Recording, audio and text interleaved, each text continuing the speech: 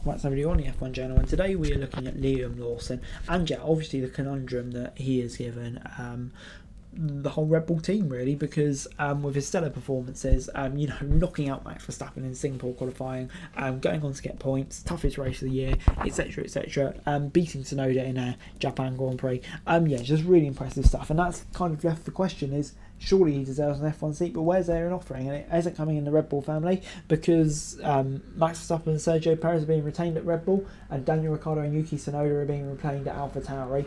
And yeah, that kind of begs the question, what next for Lawson? Because he's doing well in Super Formula. Can he see him staying on for a second season in that? Probably not, to be honest. I think it's probably just a one and done thing. But at the same time, do we want him on the sidelines for a year doing a reserve role like we've seen Mick Schumacher do, Daniel Ricciardo for half the year, Oscar Piastri last year to a more successful stance?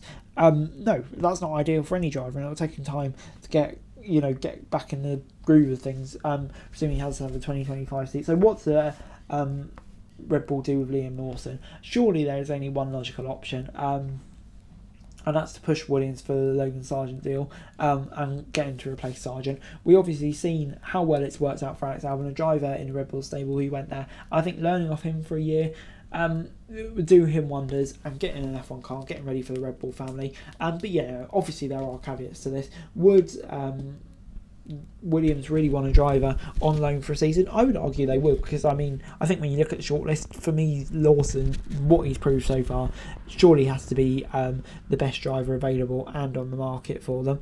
And yeah, it would make sense for them to want that, even if it's just for a season. Then they can look when the driver lineup opens a bit more, because obviously it's been quiet for next year. And yeah, if all four of their drivers perform well at Red Bull, there's maybe even be a chance that they don't want him back. But I would say that's highly unlikely, because yeah, I'd be very shocked if this isn't Sergio Perez's last season at the team. But on the other hand, you can see that obviously with how much Perez is struggling, how much Ricciardo struggled last year, Red Bull needs to have Lawson on a tight leash to take him back to AlphaTauri at any time. Because yeah, if you look at it at the moment, Perez, if he continues next season on the same vein of form, then yeah, I personally cannot see him being in that Red Bull for too much longer, and potentially even a mid-season driver slot. That would probably mean Ricciardo gets promoted up at least for the rest of the season, and then Lawson, you'd imagine, would fit at AlphaTauri. I can't see Perez doing that. So yeah, it's an interesting debate for Red Bull, because what they do, because they've clearly got a supreme talent on their hands now, and yeah, got 5 drivers, 4 seats, and unfortunately it's Lawson he had to miss out, and that's going to lead to a very interesting